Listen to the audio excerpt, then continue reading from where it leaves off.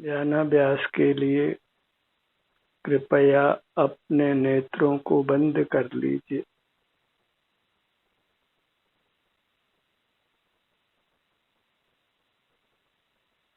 अंतर्दृष्टि कीजिए।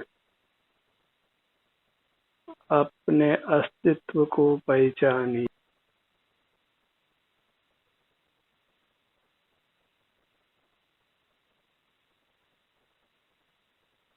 प्राप्त मूर्त शरीर के बराबर आपका अमूर्त अस्तित्व है, जो परमात्म स्वरूप है।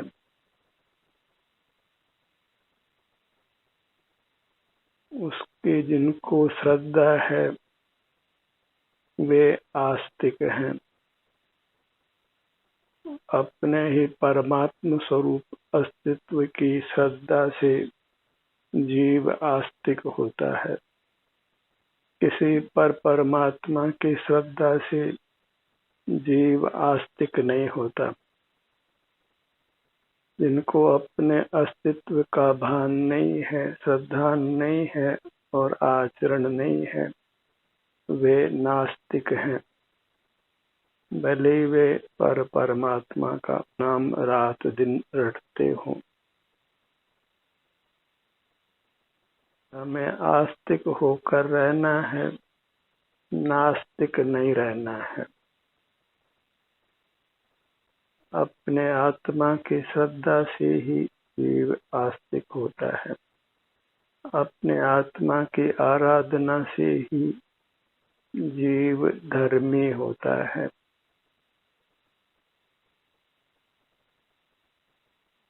अपनी दृष्टि अपने पर रखिए।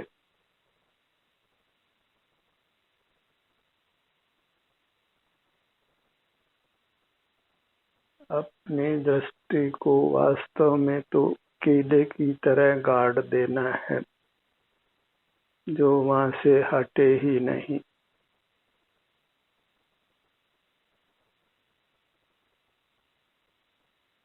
और यह यत्न साध्य है। बहिर्मुख होने पर कामों का सिलसिला कभी समाप्त नहीं होता। हमें बलजोरी कर ही उन कामों से विरत होकर अपने सन्मुख होना होता है।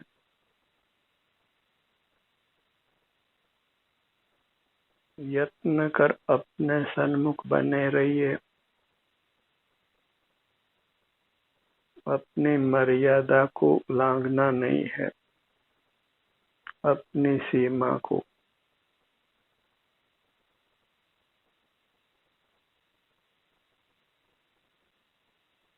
जहाँ जहाँ हमको सुख दुख का एहसास होता है, वहाँ वहाँ हमारा अस्तित्व है। और जहाँ सुख दुख का एहसास नहीं है, वहाँ हमारा अस्तित्व भी नहीं है। बहिर्मुख रहते हुए हम बाह्य पदार्थों को विषय करते हैं और बाह्य पदार्थों में हमें सुख दुख का अनुभव नहीं होता है, क्योंकि बाह्य पदार्थों में हमारा अस्तित्व नहीं है।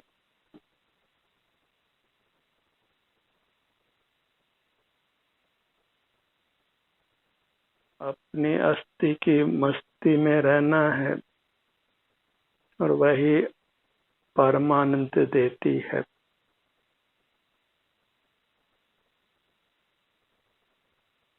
अपने सन्मुख रहने से ही जीव मस्त रहता है, सुखी रहता है, शांत रहता है।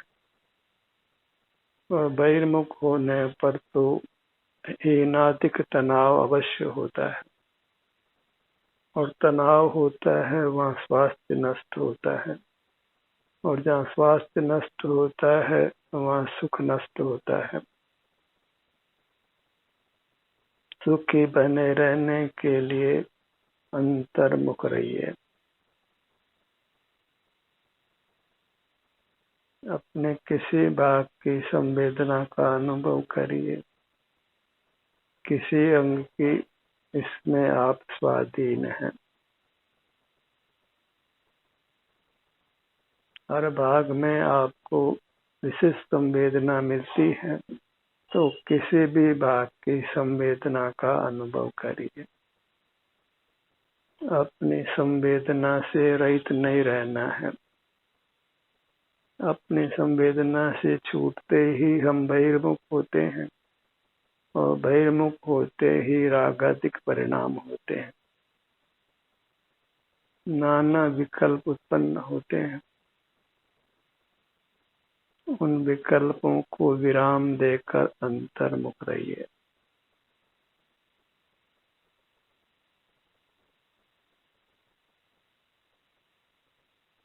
जो भी आपको मुद्रा इसके लिए अनुकूल हो, वही मुद्रा धारण करिए।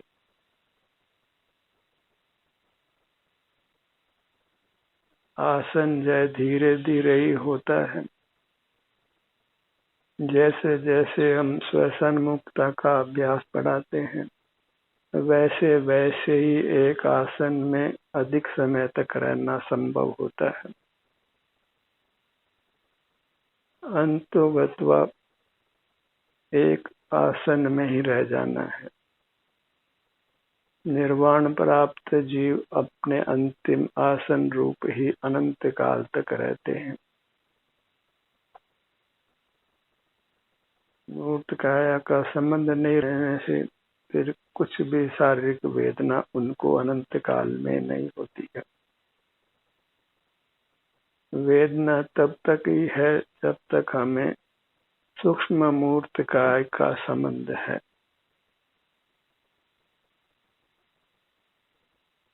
कार्बन काय का बंधन है, तब तक ही वेदना होना संभव है। और अंतर्मुख होकर हम बद्ध कर्मों को अपने से पृथक करते हैं। वीतराग परिणाम के साथ में कर्म बंधा हुआ नहीं रहता है। रागादिक स्निग्ध परिणामों के रहने पर ही ये मूर्त काम रूप धूलि हमारे साथ बंध कर रहती है। रागादिक शून्य परिणामों में फिर वो हमारा बंधन छोड़ देते हैं, और जब बंधन छूट जाता है तो हम सुखी हो जाते हैं। लोक में भी बंधा हुआ जीव सुख का अनुभव नहीं करता है। हमें निर्बंध रहना है, उसके लिए अपने सन्मुख रहना है। और अपने सन्मुख रहना इतना ही धर्म है, शेष सब अधर्म है। और हम अब तक अधर्म ही करते आए हैं। धर्म के नाम पर भी जीव अधर्म ही करता आया है।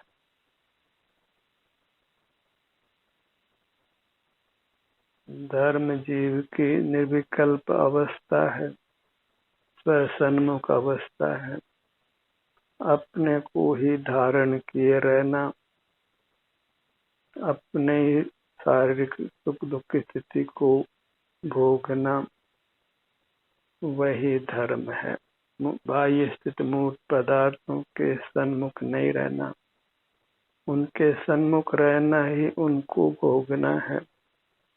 तो मूर्त पदार्थों के सन्मुख नहीं रहना है। मूर्त पदार्थों के सन्मुख रहना ही भौतिक जीवन है।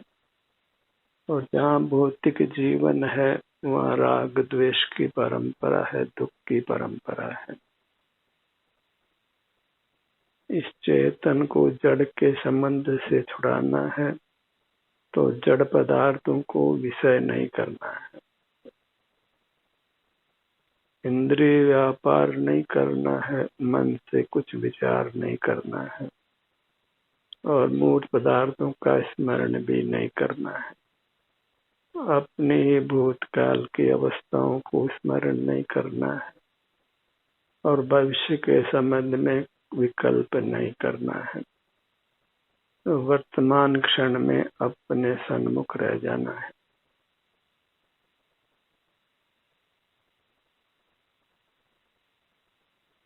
नेत्रों को बंद कर अपने मन में अपने एक एक अंग का नाम लीजिए। और अपना ध्यान उन अंगों पर ले जाइए। और इसके बिना यदि अंतर्मुखता रहती है तो फिर अंगों का नाम लेने की आवश्यकता भी नहीं है।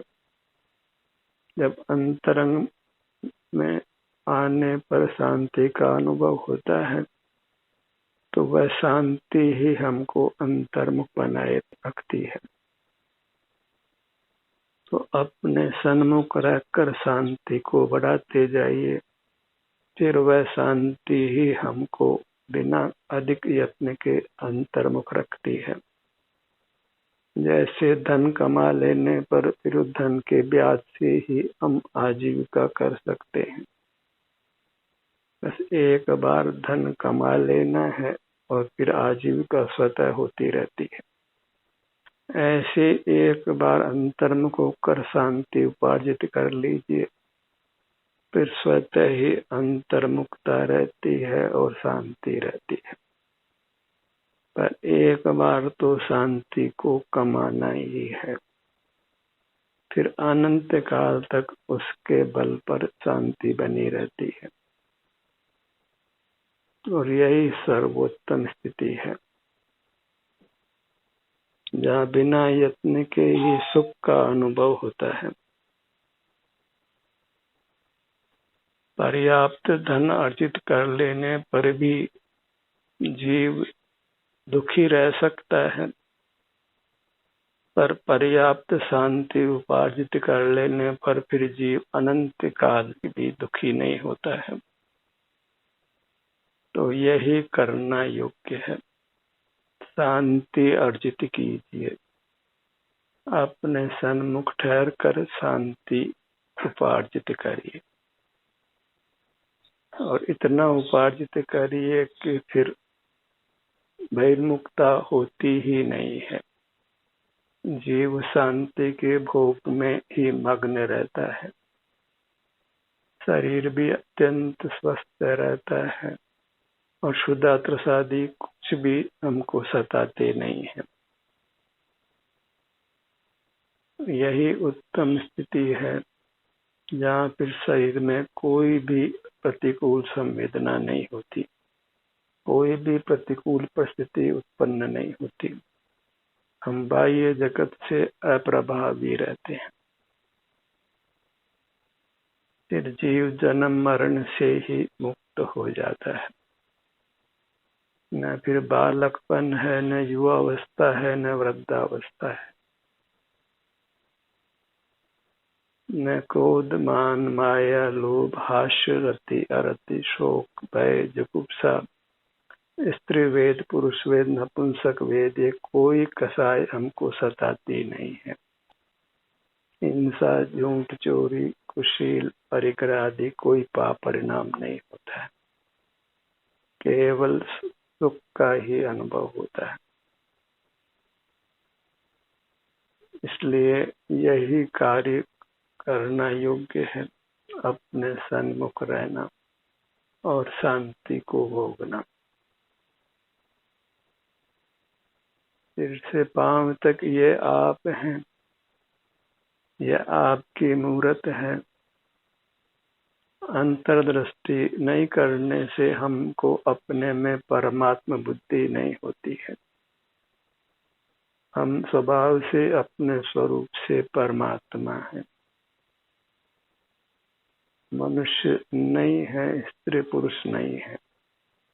भले वर्तमान अवस्था स्त्री पुरुष की हो, पर जब अंतरंग में देखते हैं तो वहाँ केवल शांति है।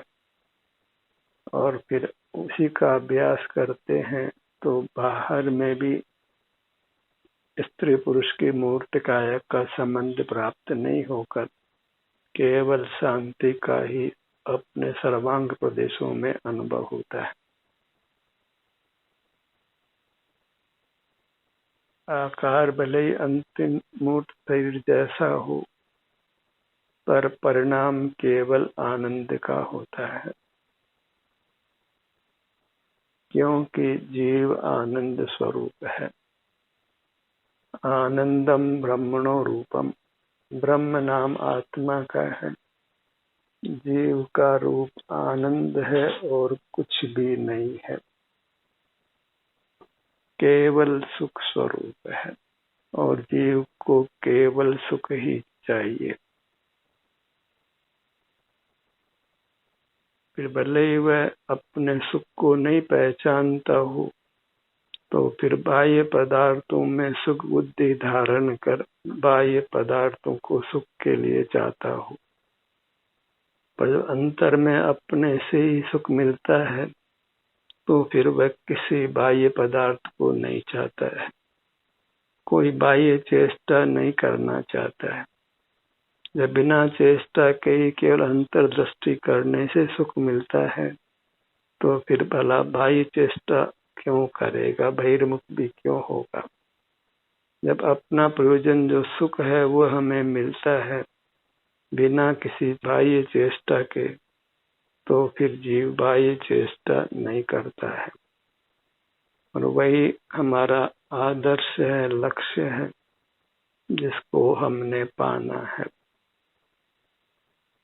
सबसे अच्छी बात तो यह है कि अंतर्मुख रहने का अभ्यास करने से फिर वह अंतर्मुखता सहज साध्य हो जाती है,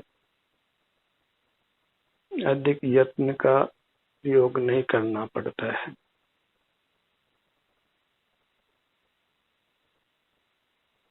तो हमें बस उस शांति को उपार्जित करना है, जिसके बाद फिर अंतर्मुख रहने का यत्न भी नहीं करना पड़ता।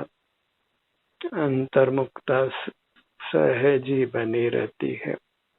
फिर उसको हम अंतर्मुखता भी नहीं कहते, केवल शांति सुख बना रहता है।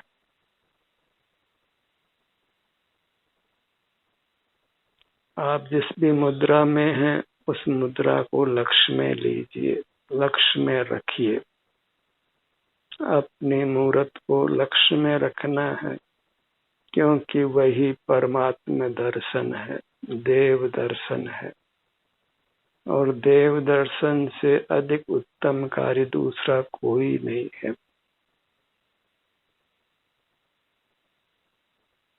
दर्शनम देव देवस्य दर्शनम पापनाशनम दर्शनम स्वर्ग सोपानम दर्शनम मोक्ष साधनम। अपना दर्शन ही हमें सब सुख देता है। लोक में भी जब तक स्थिति रहती है तब तक हमारा जीवन सुख से व्यतीत होता है, और जब हम लोक से परे अमूर्त रूप को पा लेते हैं, मोक्ष को पा लेते हैं, फिर उस सुख की तो कोई उपमा ही नहीं है।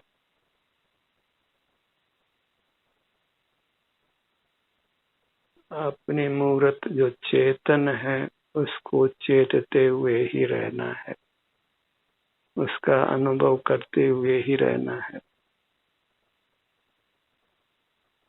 जैसी भी वर्तमान क्षण में आपको अपने अंग उपांगों में संवेदना मिलती है, उसको स्वीकार करना है।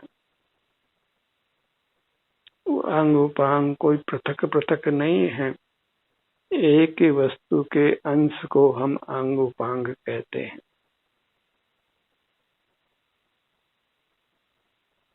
क्योंकि साधक अवस्था में ध्यान हमारे किसी भाग पर ही होता है, किसी अंग उपांग पर ही होता है। कुछ न कुछ भाग अभी छूट ही जाता है।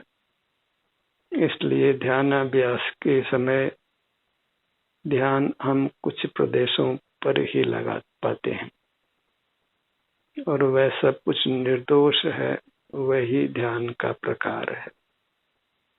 और ध्यान के फल जानने पर, परमात्मा पा लेने पर, फिर तो सर्वांग में ही एक एक प्रदेश में ही आनंद स्फूर्णा होती है। वहां फिर प्रदेश विभाग भी नहीं होता है, वहां फिर अंग विभाजन भी नहीं होता है।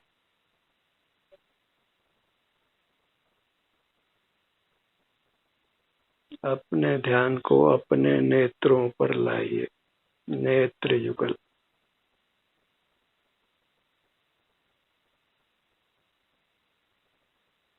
नेत्रों को बंद रखने के लिए हमें प्रचुरता से अपना ध्यान नेत्रों पर रखना है।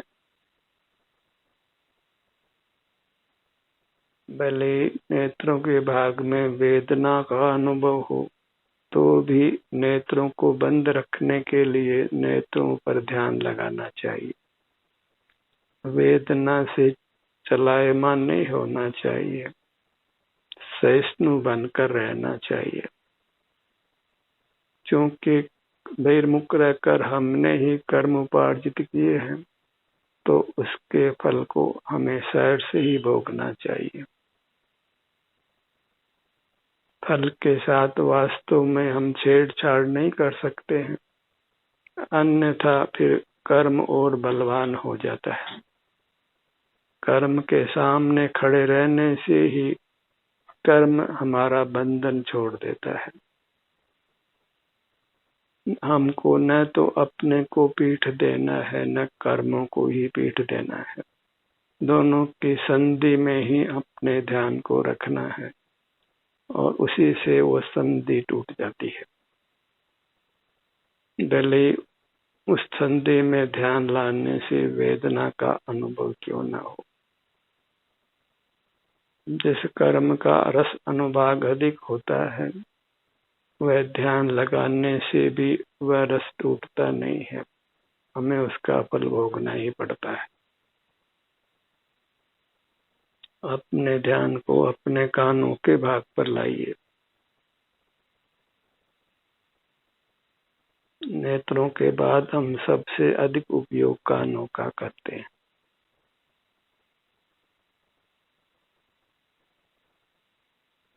आवाज उद्गल में सदा नहीं होती है, मूर्त पदार्थों के संघर्षण से ही आवाज उत्पन्न होती है।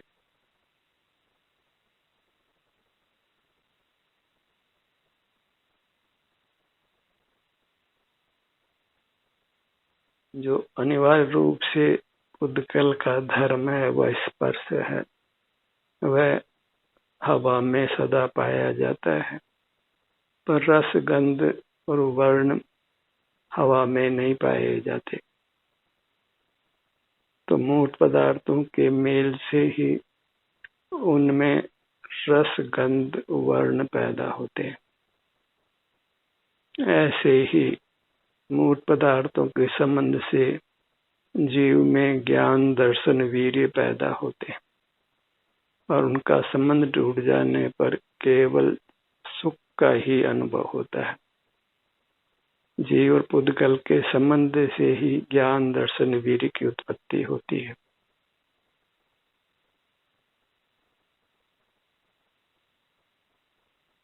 और वह संबंध जब तक कर्म का संबंध रहता है तब तक ज्ञान दर्शन वीर्य पाए जाते हैं और अपने सन्मुख रहने पर ज्ञान दर्शन वीर्य की अधिकता होती है और कर्म क्षय होने के बाद फिर उनका कोई प्रयोजन नहीं है। न फिर ध्यान का प्रयोजन है न ज्ञान दर्शन वीर्य का प्रयोजन है। फिर संपूर्ण सुख की प्राप्ति हो जाती है। फिर जीव केवल सुख का अनुभव करते हुए ही रहता है। यह सब इसलिए जानना चाहिए कि हम सुख स्वभावी हैं। इस निर्णय के बल पर ही हम अंतर्मुख रहते हैं और अपने को ज्ञान दर्शन वीर्य स्वभावी माना जाए तो फिर ज्ञान का कोई था नहीं है, तो ज्ञान करते जाओ, उसका कोई अंत नहीं आता है। बल का भी कोई अंत नहीं है, फिर वो हमारे अधीन भी नहीं है। कर्मों के अनुसार ही उनकी स्थिति पाई जाती है। दर्शन भी हमारे हाथ में नहीं होता। जब निद्रा आती है तो हम अपना शरीर का सुख दुख वेदन नहीं कर सकते, अंतर्मुख नहीं हो सकते हैं। तो केवल हमारा स्वभाव सुख है ऐसा जान लेने पर जीव सुख की कामना की पूर्ति अपने सन्मुख होकर कर लेता है। फिर सुख के लिए अन्य प्रयत्न नहीं करता है। अन्यथा तो ज्ञान बढ़ाओ, दर्शन बढ़ाओ, बल बढ़ाओ और अन्य उपलब्धियों को प्राप्त करो, तो फिर वह अंतर्मुख नहीं हो पाता है, अपने प्रयोजन को सिद्ध नहीं कर सकता है। ज्ञान स्वभाव भी अपने आप को मान लेने से ही पंडित साधु वर्ग अपना बहुत सारा समय स्वाध्याय में लगाते हैं और ध्यान का किंचित भी प्रयत्न नहीं करते, ध्यान को समझ भी नहीं पाते हैं। और मैं सर्वांग सुख स्वभावी हूँ, तो ऐसी श्रद्धा होने पर सहज ही वृत्ति अंतरोन्मुख होती है, और जब वृत्ति अंतरोन्मुख होती है तो वह फिर परमात्म दशा को भी सहज ही पा लेता है। खेल खेल में ही मानो परमात्मा बन जाता है। सुख के साथ ही आत्म साधना करते हुए वह जन्म मरण से छूटकर परमात्मा हो जाता है। तो यह श्रद्धा करना योग्य है कि मैं केवल सुख स्वभावी हूँ, और वह सुख उत्तम है, उसकी उपमा भी विश्वों के सुख से नहीं की जा सकती। ध्यान का ये सत्र यहीं समाप्त होता है। आपकी सहभागिता के लिए धन्यवाद।